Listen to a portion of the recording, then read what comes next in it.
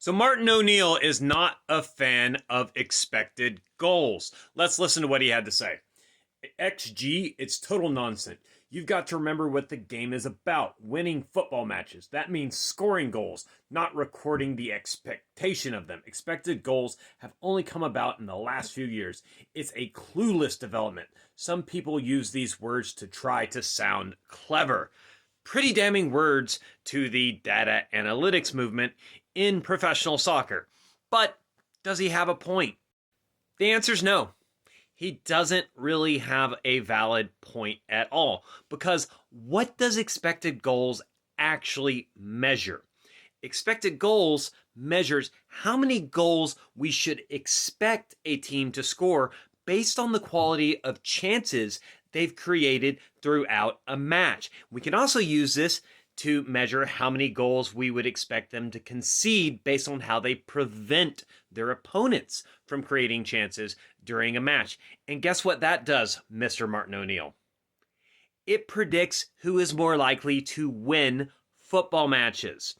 And that's what really gets me about the people that hate data analytics, is it's so clear they just hate it because it's something new that they don't like and don't fully understand. They don't actually have a good reason to dislike it so much. The main reason I see people criticize expected goals is this. There will be a game that will end with a score. One team wins, say 3-2, and after the game, the coach of the team that lost will point out, we actually had more expected goals than our opponents. And our opponents actually only had one expected goal, yet they scored 3 goals. So we actually performed well and we're unlucky not to win that match. And of course, then all the peanut gallery just loses their minds. That's not how football's played. It's about goals, not expected goals. But here's the thing, and this is what none of you get. Expected goals is a better metric to measure long-term results for a team opposed to just goals themselves. Because here's the thing. We've all seen the player score a worldie from 40 yards out. But that doesn't happen all that often for a reason. It's very difficult. However, we've also seen the best striker in the world miss a sitter from right in front of goal. And here's the thing, most of the time he scores.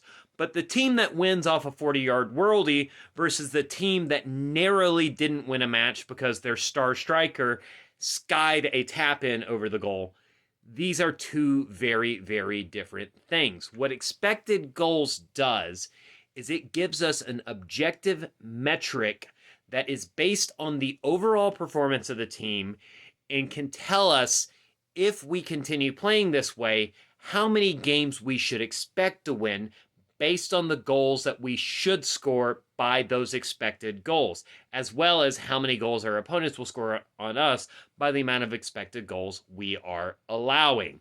And yes, there's nuance to this. Some strikers are better finishers than other strikers, and yada.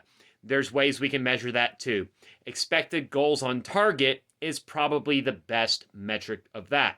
How that works is, if a shot is on target, then we have data that shows how likely is that shot to go in the goal. So for example, if you hit a shot that's just literally in the upper corner, like it almost grazes both posts, it's probably 0.99 expected goals on target.